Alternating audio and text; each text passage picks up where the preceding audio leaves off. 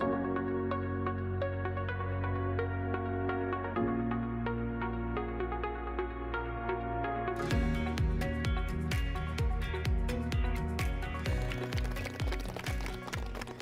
ये तालियों की गड़गड़ाहट झाबर का पूर्वा गांव से आ रही है।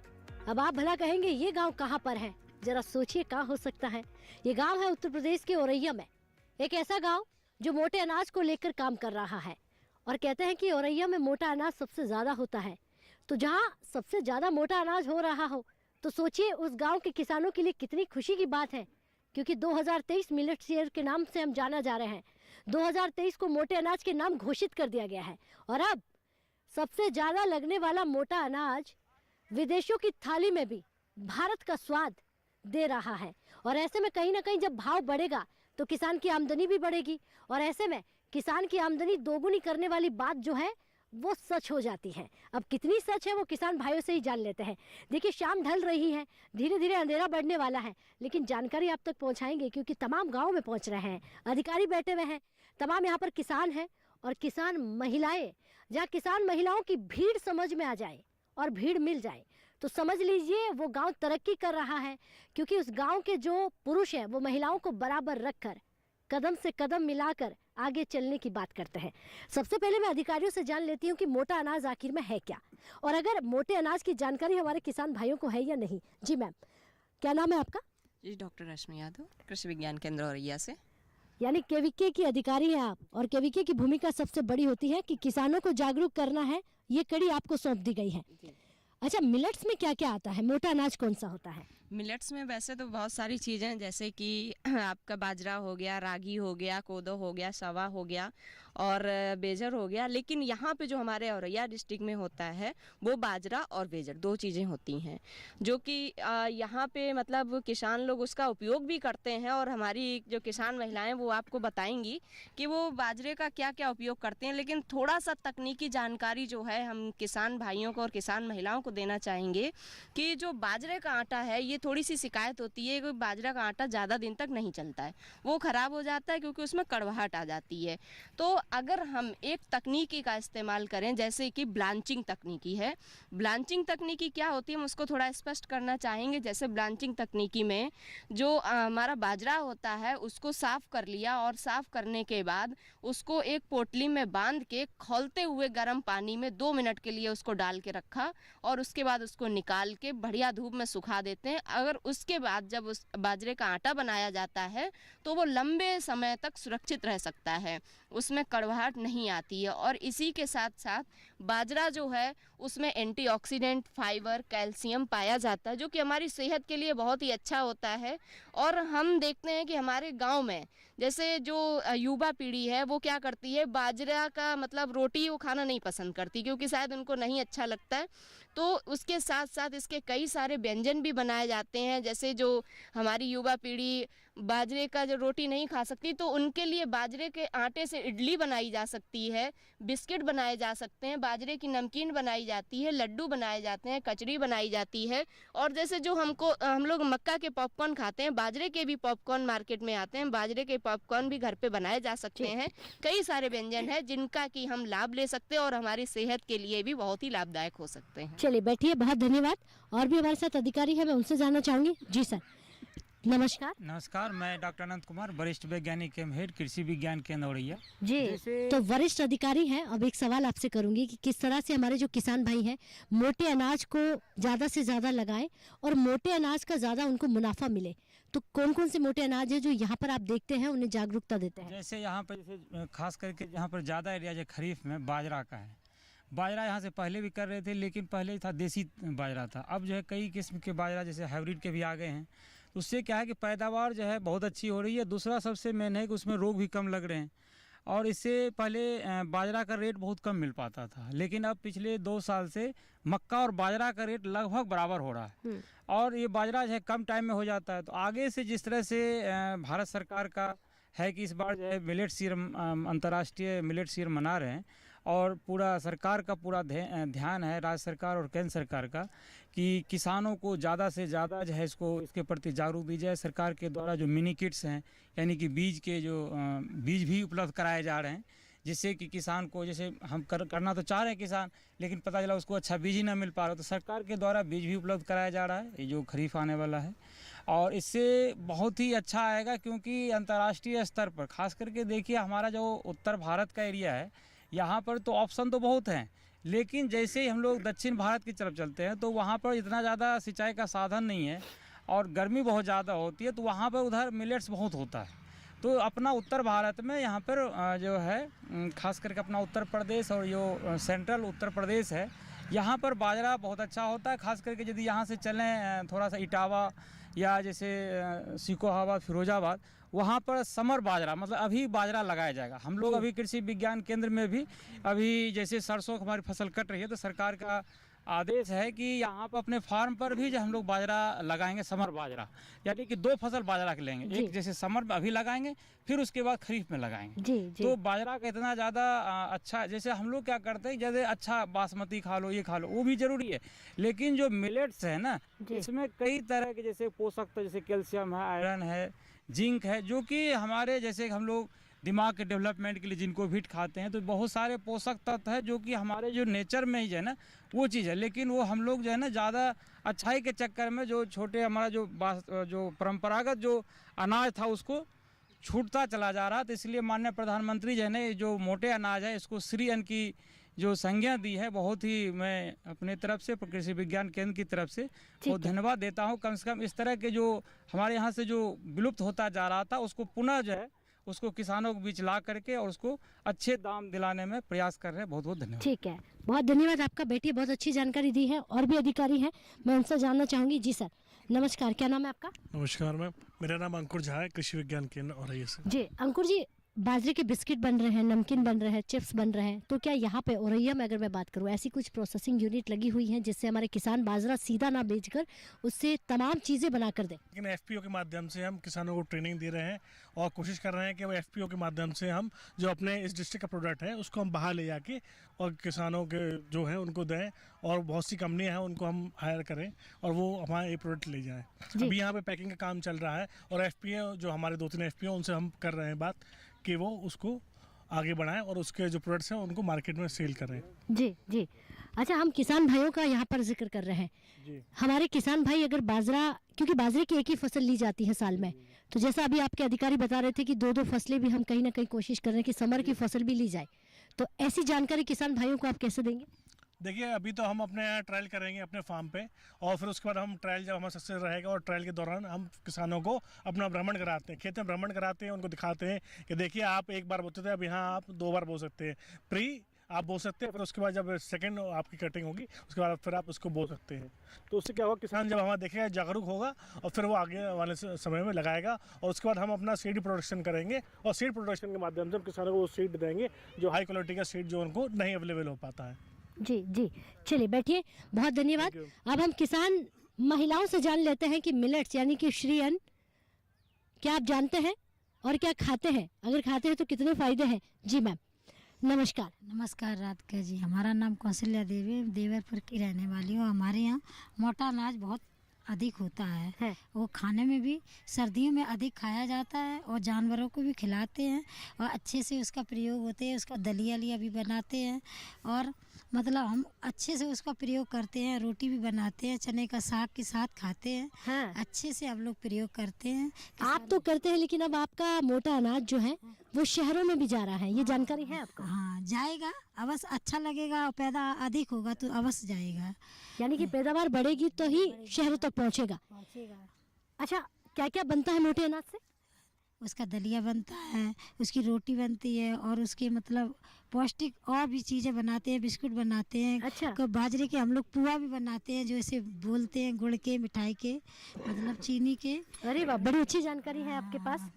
वो बनाते हैं। हाँ। हर चीज़ उसका प्रयोग करते हैं। जी जी। आपके आसपास और भी सहेलियाँ रहती हैं, क्या वो भी ये इतनी जानकारी रखती हैं? रखेंगी, अवश्य रखी है, उनके पास है, सबके पास जानकारी है। अच्छा, आप खेतों में भी काम करती हैं? हाँ खेतों में करते हैं। अच्छा, खेतों में काम करते हैं, घर भी संभालती हैं। अच्छा, अब आप गृहिणी नहीं, आप खेती बाड़ी करने वाली महिला भी हैं। गृहिणी भी हैं, महिला भी हैं, और मतलब जानवर भैंस गाय भी रखते हैं, बकरियां भी रखते हैं, उनको भी खिलाते हैं यही बाजरा का आटा पिसा के कभी अच्छा, उनको अगर बाजरे का आटा यानी बाजरे का चारा दिया जाता है तो कहीं ना कहीं जो दूध है वो भी अच्छा होता है। अच्छा होता है, बहुत अच्छा होता है। उसकी हमारे यहाँ दूध की डेयरियाँ खुली हैं, भैंस का दूध जाता है तो 70, 75, 80 रुपए तक उसका रेट मिलता है। अच्छा हाँ। जी, तो धन्यवाद विमला जी, बहुत अच्छी जानकारी आपने दी है। और भी हमारे किसान भाई हैं जी, मैं दादाजी से ही जान लेती हूँ। नमस्कार, क्या नाम है आपका? मेरा नाम सुभाष तिवारी है। माननीय हमारे मोदी जी ने ये स्कीम बनाई है मोटे अनाज के लिए, हाँ। हम उनका बहुत आभार प्रकट करता हूँ और उनको हम धन्यवाद दे रहे हैं। वैसे हमारे यहाँ बहुत सी लोगों की पसंद है कि मोटा अनाज हम लोग खाएं, हाँ। और मोटे अनाज में पहले, आज हमारी बर्थ डेट है लगभग 75 साल की हो गई है, तो हमारे यहाँ अपनी खेती में जौ की खेती करवाते थे, चने की खेती होती थी, बाजरे की, यानी गर्मी में और सर्दी में बाजरा। अब यहाँ तो हाइब्रिड और देसी, तो हम लोगों को देसी ज़्यादा पसंद है खाने में, लेकिन पैदावार में जो हाइब्रिड निकल रहा है वो बहुत ही अच्छा है जी। उससे हमको बहुत बड़ी आमदनी मिल रही है और हम उससे संतुष्ट हैं। तो कहने का मकसद ये है कि अब जैसे बाजरा है, अब बाजरा हम पशुपालन भी उसमें होता है हमारा, उनको चारा में, दाना में, हर तरह से, और खाने के लिए तो फिर बहुत ही अच्छी ब्रेड बनती है, रोटी जो होती है उसकी बहुत ही अच्छी है। जैसे आपने बनाई बाजरे की रोटी, उसके अंदर सब्जी भी पड़ी है, चाहे कढ़ी से खा लीजिए, किसी से भी चीज़ से खा सकते हैं बाजरे की रोटी को, जी। दूध से खा सकते हैं। तो बाजरा एक ऐसी उत्तम चीज़ है कि यहाँ तो किसान बहुत ही लालायत है कि हमें बाजरा जिससे हो जितना बढ़िया हम दे पाएँ, बढ़िया पैदा करने की तकनीक जानते हैं सभी लोग, करते हैं। तो अब जौ का है, जौ की जो है पहले सत्तू बनता था, चना और जौ मिला करके सत्तू बनाया जाता था। वो गर्मियों में बहुत ही अच्छी चीज़ है, ठंडक पहुँचती है शरीर के अंदर और उसका जो है परिवर्तन होता है शरीर में। तो ये मैडम जी, ये ज़रूरी है कि हम मोटा अनाज ज़्यादा से ज़्यादा, हाँ, सभी से ये अनुरोध करेंगे और सरकार से भी हम निवेदन कर रहे हैं कि मोटे अनाज पर विशेष ध्यान दिया जाए और हम लोग भी उसमें भागीदारी तो है ही हैं और अच्छे ढंग से और खेती करने की जी तैयारी। चलिए, बिल्कुल, बहुत धन्यवाद। तो कहीं ना कहीं हमारे किसानों ने ये आहुति दी है कि देखिए, मोटे अनाज को अगर देश के प्रधानमंत्री जी और सरकार आगे बढ़ा रही है तो हमारी जिम्मेदारी होगी उसे ज़्यादा से ज़्यादा लगाने की। जी नमस्कार, क्या नाम है आपका? सुरेंद्र कुमार। अच्छा सुरेंद्र जी, क्या करते हैं आप? हम कोई खेती करते हैं। खेती करते हैं। हाँ। तो पहले के मुकाबले कितना बदलाव हुआ है? काफी परिवर्तन हुआ। परिवर्तन हाँ, हुआ है। काफी परिवर्तन। और अगर डिमांड बढ़ेगी तो पैदावार ज्यादा करेंगे। पैदावार हाँ ज्यादा होगी। और अब तो कह रहे हैं कि आपका बाजरा विदेशों में भी डिमांड हो रही है, मांग रहे हैं। बाहर हो गई तो हम लोग ज्यादा पैदा करेंगे है। और हमारा बाहर जाएगा, हम लोगों को लाभ मिलेगा। अच्छा, पहले तो खाली दूध, रोटी या दलिये में यूज होता, अब चिप्स, नमकीन, मिठाइयाँ बन रही है तो भाव भी बढ़ेंगे। किसान भाई सब सहयोग करेंगे और पैदा ज्यादा करेंगे। ठीक है, चलिए बैठिए, बहुत धन्यवाद। तो कहीं ना कहीं किसान भाइयों का कहना है कि पैदावार बढ़ाएंगे अगर भाव अच्छे मिलेंगे, और धीरे धीरे भाव अच्छे मिल रहे हैं, बदलाव हो रहा है। आज की चौपाल चर्चा में वक्त हो गया एक छोटे से ब्रेक का। ब्रेक के बाद फौरन हाजिर होता है।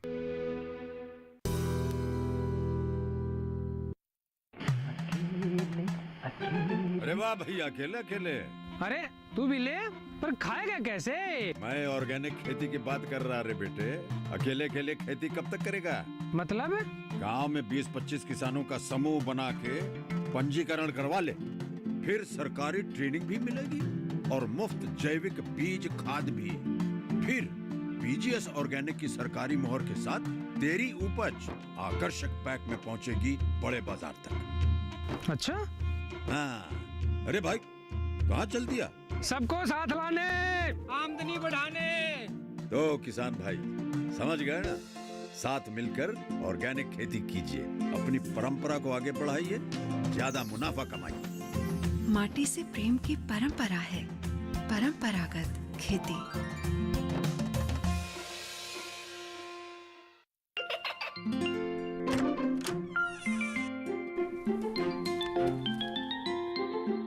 ये क्या हो रहा है? काशवी, इतने कम मार्क्स?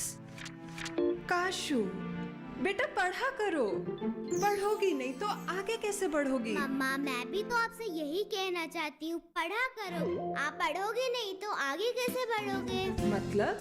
वो देखो।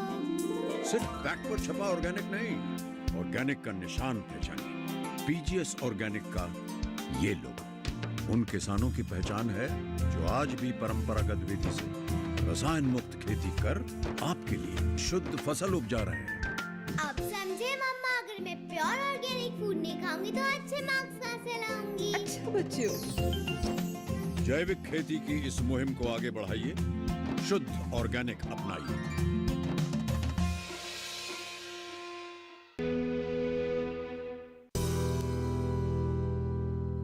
ब्रेक के बाद बहुत स्वागत। आगे बढ़ते हैं और किसान भाइयों से जानते हैं कि हमारा किसान क्या कुछ कहता है। जी आप खड़े होइए, क्या नाम है आपका? पप्पी देवी। अच्छा पप्पी देवी जी नमस्ते, क्या करती है आप? खेती करते हैं। खेती करते हैं। खेती करते हैं। अच्छा खेती में बाजरा उगाते हैं? हाँ उगाते हैं। कहते हैं कि आपके खेतों में बाजरा ज्यादा होता है। हाँ। तो अब उस बाजरे की डिमांड जो है वो भारत से बाहर हो रही है, अब बच्चे भी उसे ज्यादा पसंद कर रहे हैं, चिप्स बन रहे हैं, मिठाइयाँ बन रही हैं, जानकारी है आपको? बाजरा के रोटी बनाओ, चने के साग से खाओ और भैंसों को खवाओ, बकरियों को खवाओ, फायदा ही फायदा। हाँ फायदा ही फायदा, और बचा तो बेचो। अच्छा बच जाए तो बेच दो। अच्छा ये बताइए पप्पी जी, ये आमदनी की हम बात कर रहे हैं, ये बढ़ रही कि नहीं बढ़ रही है आजकल खेतों में? बढ़ तो रही है। बढ़ रही है। हाँ पहले देसी बाजरा हो तो अब वैरायटी बाजरा होने लगो तो बढ़न लगो। अच्छा अलग अलग बाजरा होने लग गया है जी। ये भी मालूम है आपको? हाँ जी। जी चलिए, खुश हैं आप सरकार की योजनाओं से? हाँ ठीक, खुश हैं। ठीक है बैठिए, और भी हमारे किसान भाई हैं उनसे मैं जानना चाहूंगी। यहाँ पर तमाम किसान बैठे हैं। जी खड़े हुई आप, क्या नाम है आपका? रामशंकर। रामशंकर जी खेती करते हैं? हाँ जी। और मोटा अनाज लगाते हैं? हाँ जी। फायदा है? फायदा है, बेजर है और चना है और बाजरा। ठीक है बैठिए, बहुत धन्यवाद। सर आपसे भी मैं पूछूंगी। जी खड़े होइए, क्या नाम है आपका? धर्मेंद्र कुमार त्रिपाठी। अच्छा धर्मेंद्र जी खेती करते हैं? जी करते हैं। जी मोटा अनाज यानी बाजरा लगाते हैं कि नहीं लगाते? लगाते हैं। लगाते हैं। आजकल बाजरे की बड़ी बातें हो रही हैं, सरकार भी कर रही है, शहरों में बैठे हुए दिल्ली में, तो खुशी हो रही है? बहुत खुशी हो रही है। कहते हैं कि बाजरे के भाव बढ़ने वाले हैं। हाँ और आप ज्यादा लगाएंगे कि नहीं लगाएंगे? लगाएंगे। अच्छा सरकार की ये योजना कैसी लगी, श्री यानी कि बाजरा मोटा अनाज ज्यादा लगाओ? बहुत अच्छी लगी। अच्छी लगी? अच्छी लगी। और भी बहुत सारी योजनाएं हैं, उन योजनाओं का फायदा मिल रहा है?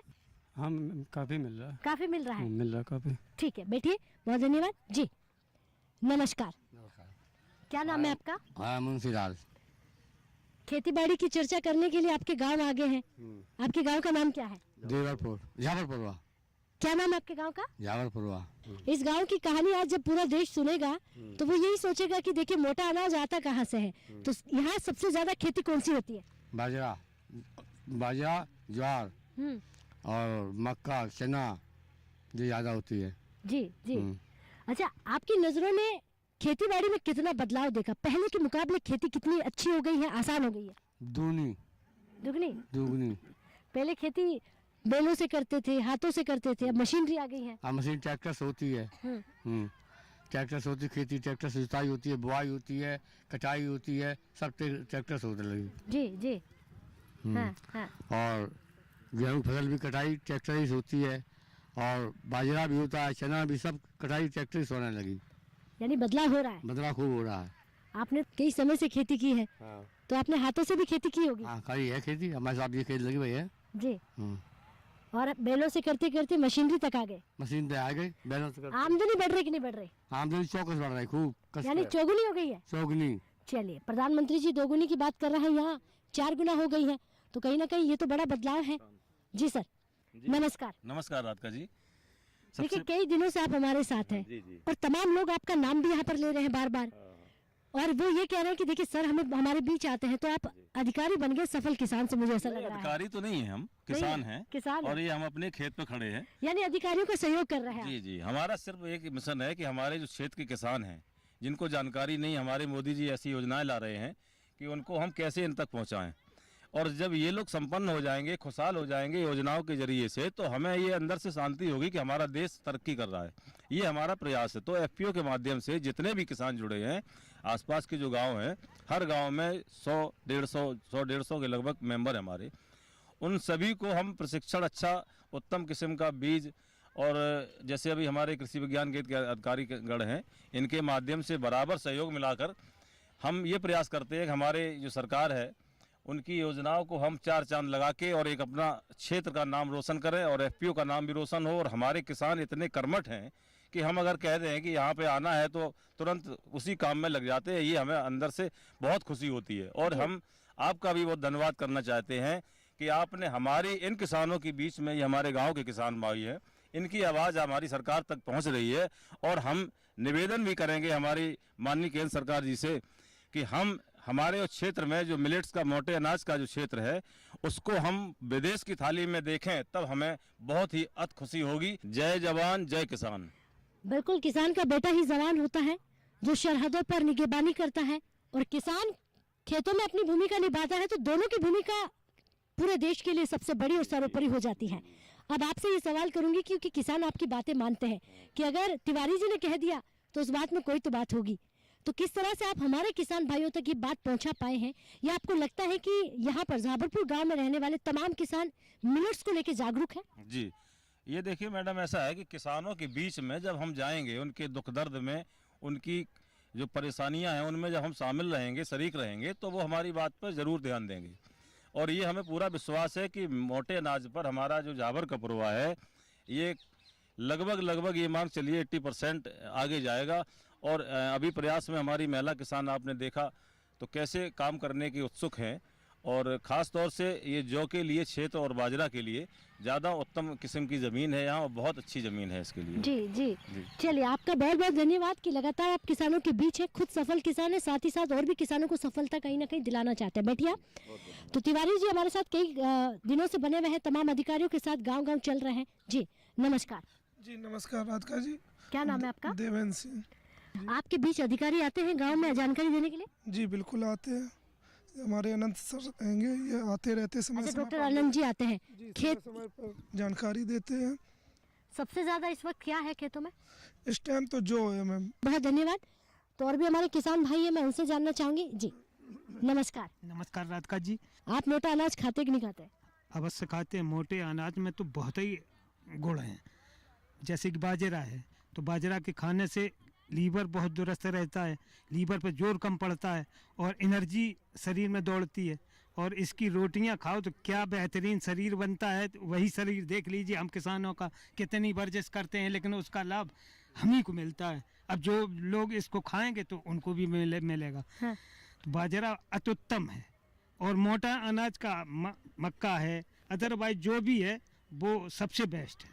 तो कितनी खुशी हो रही है कि हमारे अन्नदाताओं का उगाया हुआ अनाज आज विदेशों में पहुंच रहा है, और विदेश वाले तो मांग रहे हैं कि लेकर आइए भाई, हम बीमार हैं, हमारी बीमारियां थोड़ी कम हो जाए।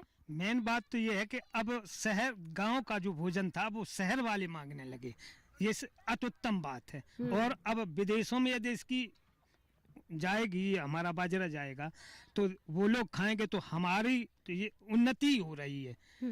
क्यों, हम जो खाते थे आज विदेश वाले भी हमारा अनाज खा रहे हैं, तो इससे हमारा बेनिफिट भी है। हमारा अनाज क्रय विक्रय होगा तो तेज बिकेगा, हमें उसका लाभ मिलेगा। जी जी, चलिए बहुत अच्छी जानकारी रखते हैं आप। बैठिए, बहुत धन्यवाद आपका। एक आखिरी सवाल लूंगी डॉक्टर आनंद जी से। जी सर, अगर हमारा किसान भाई ज्यादा से ज्यादा अनाज लगाता है, मोटे अनाज की हम बात करें, क्या उनको वो मार्केट मिल पाएगा? क्योंकि कहीं ना कहीं अगर पैदावार बढ़ती है तो डिमांड के साथ उनका मार्केट तक पहुंचना चाहिए। मार्केट में अब कोई दिक्कत नहीं है, खास करके जो सरकार की योजनाएं हैं, जो क्या कहते हैं, जो किसानों को है उसको किसान उत्पादक संगठन के जरिए भी हो सकता है, के माध्यम से भी जो ग्लोबल मार्केट है, जैसे दूसरे राज्यों में, दूसरे देशों में है कि उसके प्रति जागरूकता हो रही है कि भाई उसे खाना चाहिए। पहले जानते ही नहीं थे कि इसके खाने से क्या क्या लाभ है।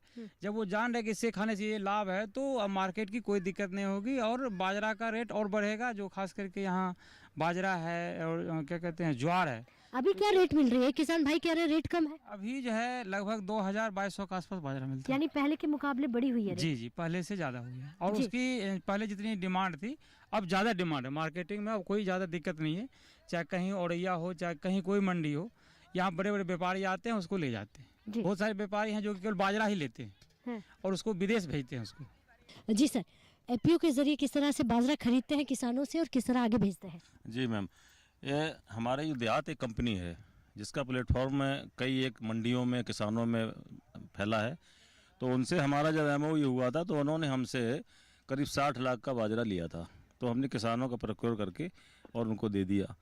और हमारा उनका अभी भी टाई अप है, जब फसल आती है तो वो हमें पहले से डिमांड दे देते हैं कितना चाहिए हमें, तो हम बराबर उनको सप्लाई दे रहे हैं। अब वो धीरे धीरे अपना फिल्टर करके पैकिंग करके बाहर ले जा रहे हैं। अभी हम भी प्रयास में है कि अपना निजी ये प्रोडक्शन का, पैकेजिंग का और ग्रेडिंग का ये काम अपना खुद करके ब्रांडिंग बाहर भेजे हैं। ये क्या बात है, ये बहुत अच्छा है। यहाँ किसानों को रोजगार भी मिलेगा। बहुत ही धन्यवाद आपका कि कहीं ना कहीं तमाम जो हमारे यहाँ के अधिकारी हैं, तमाम सफल किसान हैं, वो चाहते हैं कि क्यों ना हम खुद ऐसा काम करें जिससे हमारे बाकी किसानों को रोजगार भी मिले, उन किसानों को काम मिले जो किसान चाहते हैं, बाकी मजदूरों को काम मिले और उसी काम के साथ सब कुछ हम यहीं पे तैयार करें और फिर बाहर भेजें तो प्राइस भी अच्छी मिलेगी।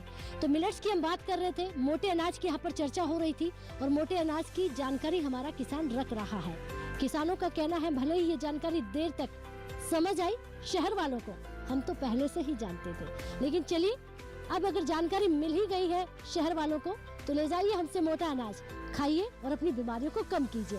और इसके लिए धन्यवाद मौजूदा सरकार का। तो इजाजत दीजिए, वक्त हो गया है। हमारा कार्यक्रम अगर आप टीवी पे नहीं देख पाते हैं तो YouTube चैनल के माध्यम से भी देख सकते हैं। नमस्कार।